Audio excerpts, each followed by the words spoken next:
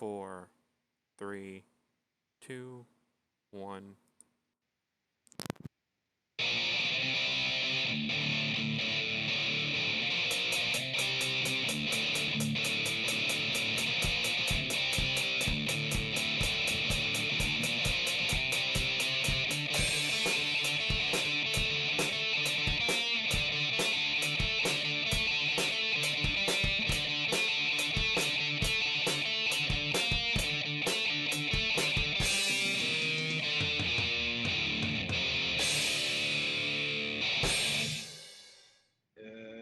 Having problem there?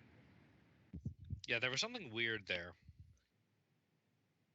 I don't know. Everything sounded fine on my end. I'm Okay. telling you guys, it's Soundwave trying to get into the show. Yeah, I'm like, sound wobbly on our end, but I suppose good enough to pass muster since we got to get going here. Anyway, welcome to another installment of the Fragments of Silicon reviews. This week we've got two games. First up is Sudden Strike 4. Oddly enough, the fifth game in the Sudden Strike series. Because fuck numbers.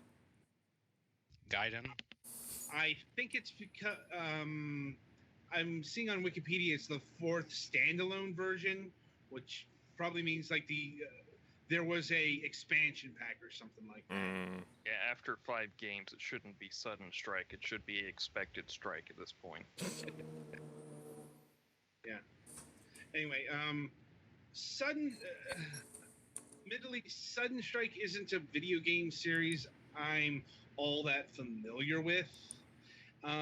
It's been around for, well, longer than the current publisher's been in existence. The modern games are produced by an outfit called Calypso Media. And they only date back to 2006, and the Sudden Strike series goes back to about the turn of millennium, put out by a completely different publisher and developer set. So it's one of those franchises that's bounced around from outfit to outfit. And I guess it should be noted, Calypso is also the guys who have been in charge of the recent releases of Tropico, if you're into that franchise. I enjoyed the original Tropico. I have a couple of, I have Tropico 4, but I haven't played it yet. As far as Sudden Strike 4 goes, I'll admit this is my first go at Sudden Strike game, so I couldn't tell you what's changed from title to title and the intricate details of what's changed in the series. That's not that kind of review. This is definitely going to be a lot more casual than I'd imagine some other reviews out there would be. At any rate, so the Sudden Strike franchise is a real-time tactics game. And there is a difference. It's not a real-time strategy game. Mainly because there's... it's in the difference in the words there.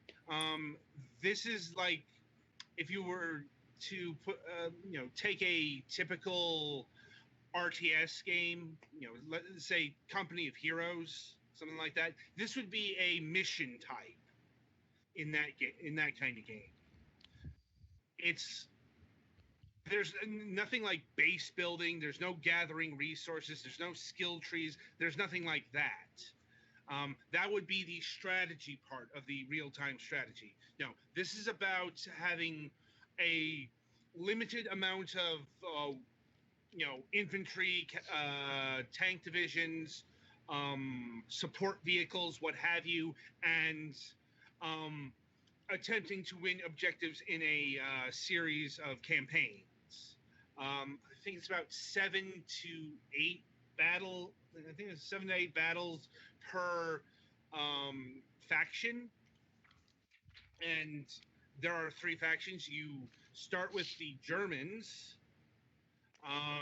then you go over to the Soviet campaign, and you finish up with the Allies. Now, you don't have to play them in that order.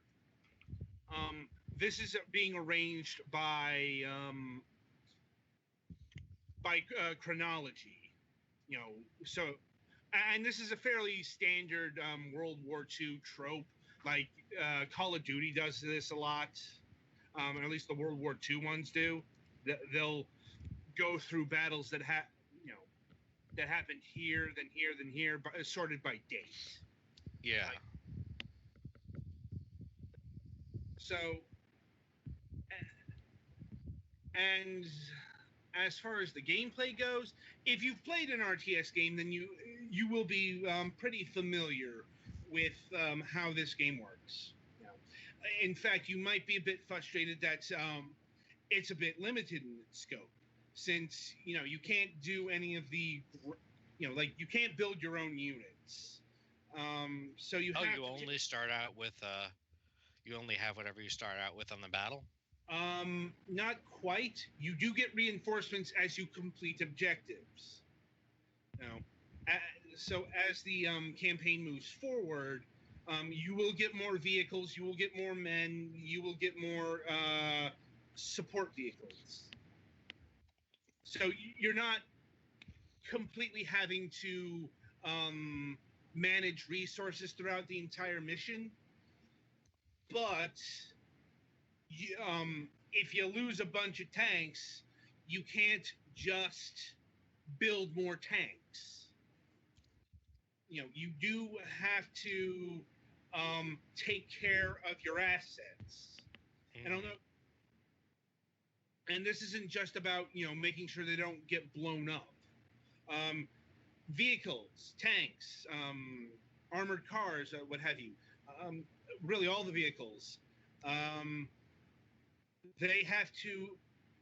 You have to maintain fuel in them. You have to make sure their ammo is rearmed. Actual stuff that you would have to do on battle. It's really light touch stuff, but it's still there. And more than you'd probably see in an RTS. I mean, granted, you could see that in an RTS, but it's also, oh, hey, this vehicle's out of fuel. I'll just build a new one. I have done this before.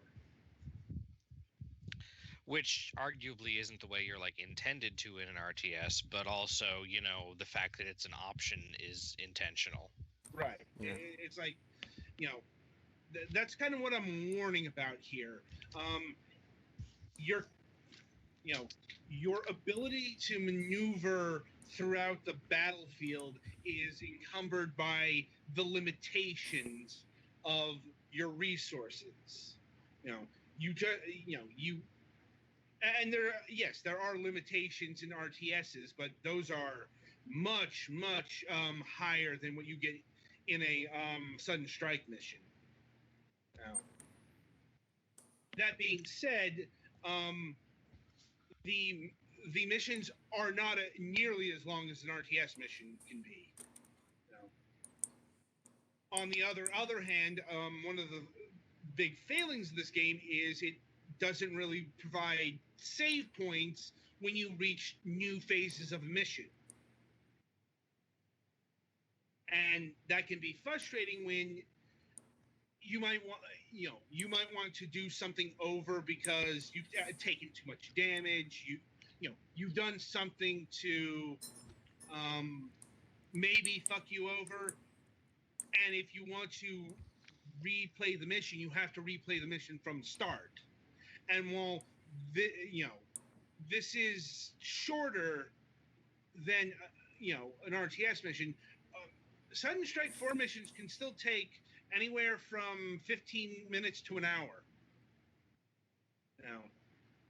So not short for anything but an RTS. Yeah, like RTS matches can be even longer. Have you seen someone play StarCraft? Yes, I've played StarCraft. I've played a lot of RTSs. And like I said, and in Sudden Strike 4, I had a very methodical style.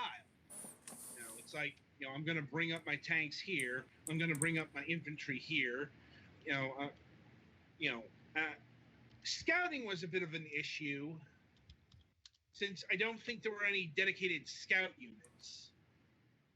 Now, There is Fog of War, then, I assume? Yes. there is Fog of War, and indeed, you're kind of like one of the reasons why you need infantry around is because the Fog of War with tanks is pretty limited.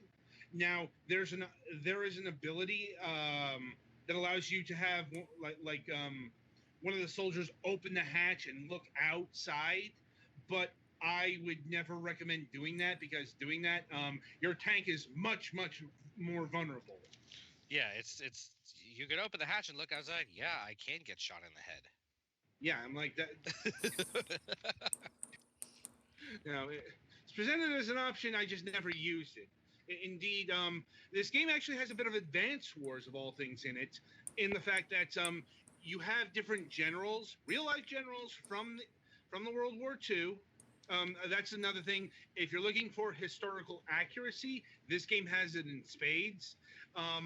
In fact, it's probably doubling up as an educational tool. Now, as you know, it's going to run through a lot of battles. You know, some of the battles you'll know, like Stalingrad, Operation Overlord, what have you.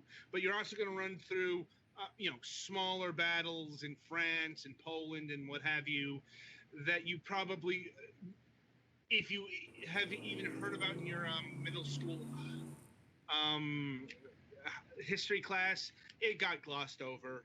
Mm-hmm. Mm-hmm. You know. And there are even bonus videos you can access that will give you a brief overview of each battle and why it was important and all that stuff. You know, once again, it's not really breaking any molds as far as World War II games go. I mean, like I said, I remember the earlier Call of Duty titles doing this exact thing. In fact, like Call of Duty 2 was done in conjunction with the Military History Channel, which was a thing at the time. And even if they haven't done it as much in a while, World War II strategy games is hardly a untrodden field. No. Like, even though this isn't like a first-person shooter, like World War II games probably date back to near the like probably not too far off the end of the actual World War II. I mean, shit, Avalon Hill. They had their like Panzer Tactics series or Panzer General, Mm-hmm. whatever they called it, the board game series, and that's just one of them. Axis and Allies is another one, and I could go on. World War II, especially like from tactical and strategic perspectives, have been explored a lot. Mm-hmm. So this game isn't really going to win any design awards for anything in terms of originality. Like you like if you've played a World War II game, you've probably seen its style or its messaging or its historical flavor. In this case, dry as a Weetabix. Like it's it's very it's going for the clinical history approach. Mm. Like it's on the one hand, it's like not focusing on the atrocities of World War II. None of the Holocaust. In fact, the German Wehrmacht aren't being represented by the Nazi flag, probably because Germany. Mm-hmm. Yeah, so that they can sell the game in Germany, which Yeah. I'll note Calypso is a German publisher, so yeah, you're not going to get any Nazi symbols here because you literally can't have those in Germany. Yeah. See that American who made a Nazi salute recently and then got decked in Germany because, it's illegal and also frowned upon. Yes. And, that being said, it is a bit hard to recommend from the real-time tactics or the real-time strategy sets. When you've got something like the Company Heroes series out there. Obviously, this isn't meant to directly compete with that franchise, but it was always in the back of my mind when I was playing Sunstrike 4. Yeah, there are a lot of World War II games that you're competing with when you make a game in this, Mm-hmm. you know, setting and genre.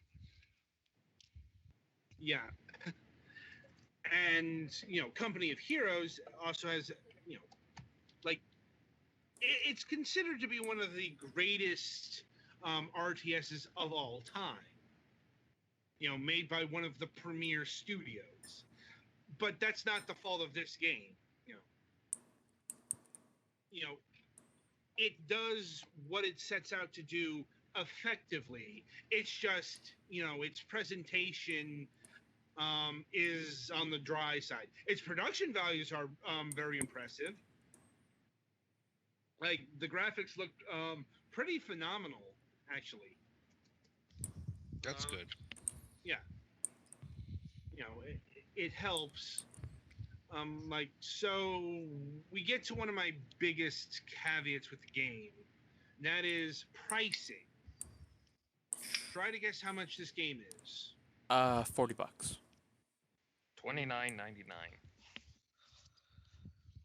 Nope. Yeah, I would probably.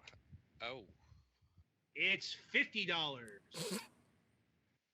was being generous.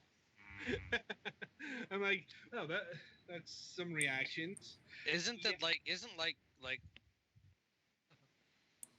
I cannot think of many games on Steam that are $50. Let me just say. I'm like, it is. I'm like, Is there DLC on top of that, or is that at least all? there is DLC. There was pre-purchase DLC that I saw, but there's no available DLC to purchase right now. Okay, so that's something. Yeah. So, yeah, $50. Probably because this is considered to be like, it's not just like an indie. It's a B tier game. It's higher than indie but lower than AAA in the spectrum. That being said, $50 for this, ooh, it's only got 21 missions. And okay, there are things to bolster that. You can play skirmishes, both against human players and against the computer. Like it's team gameplay and all that. But it's hard. It's hard to justify that price for a game that's this limited. If it had all of the options of a typical World War II RTS, I'd probably be more inclined to recommend it. But and it does have modding support. I don't think I saw any. That's something that's nice to have. Yeah.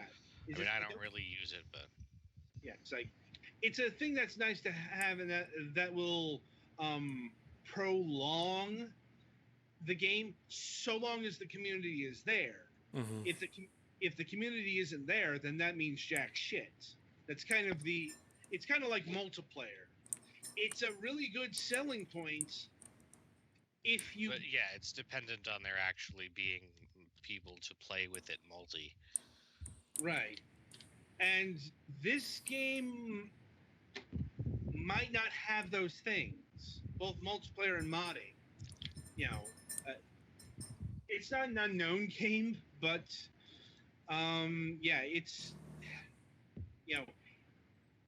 it's it's pretty niche as well, and that's working against it. It's unfortunate. Anyway, so sound and music. Once again, it's going to be a lot of typical World War II stuff. I don't recall any in-game music, but the title theme is very what you would expect. It's very military music. A lot of drums, a lot of trumpets, a lot of 4/4 time. Which is, appropriate for military Yeah, no, I'm thinking of 2-4 time, aren't I? Yeah, 2-4 time is March Yeah. because left, Yeah. right, left, right. Yeah, you know, it's military music, and it's invoking, you know, remembrance of our forebears and the sacrifices they made. You know, nothing bad. You know, it's just that really flows into my overall assessment of this game.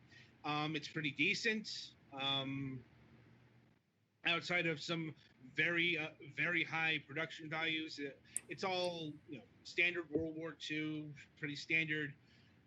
If restricted real-time strategy trappings, I'm like, and I give this game a 6. It sounds it doesn't sound like it sounds like a fairly decent game, but man, there's a lot of stuff you could buy on Steam for $50. Yeah, it's like it's really that price. It's that fucking price. I'll tell you. Like if this game were $20-$30, it'd be an easy recommend. $50, I'm like, ooh, that's that's I get it's a new game and you know Yeah, if the price goes down or if you get it on sale, it's probably a pretty solid pick. But yeah. I mean, like the original Sudden Strike trilogy, you can get for like $15. And Company of Heroes is $20. The original one. Company of Heroes is still expensive, but that was a AAA title. yeah, for $50, yeah, even things like So I'm just looking around on Steam.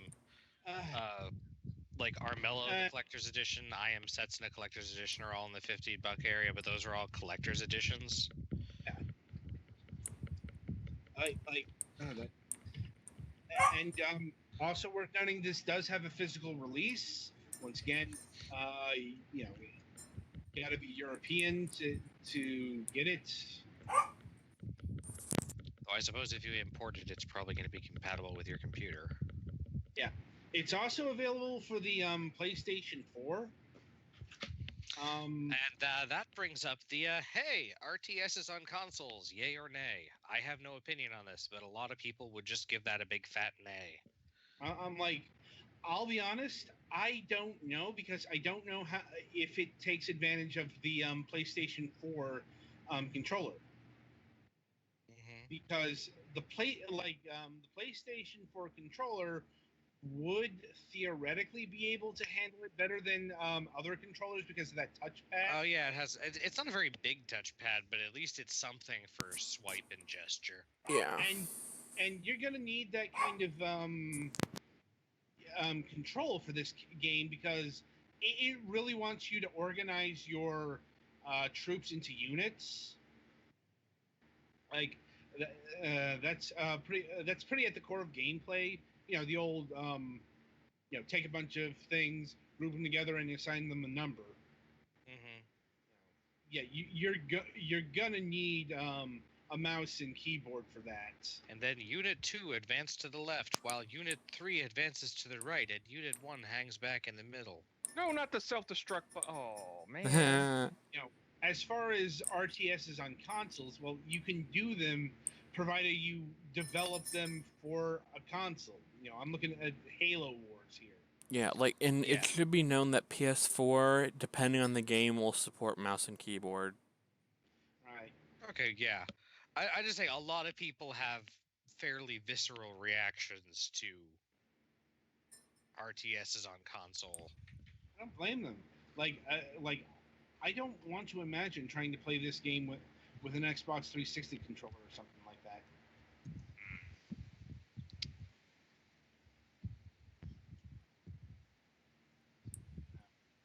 Anyway, is there anything else we need to cover in terms of this game? Not that I can think of. All right, so I think that'll about do it.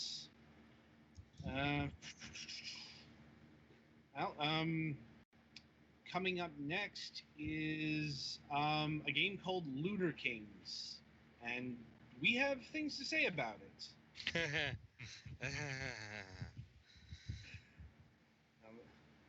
such an enthusiastic laugh.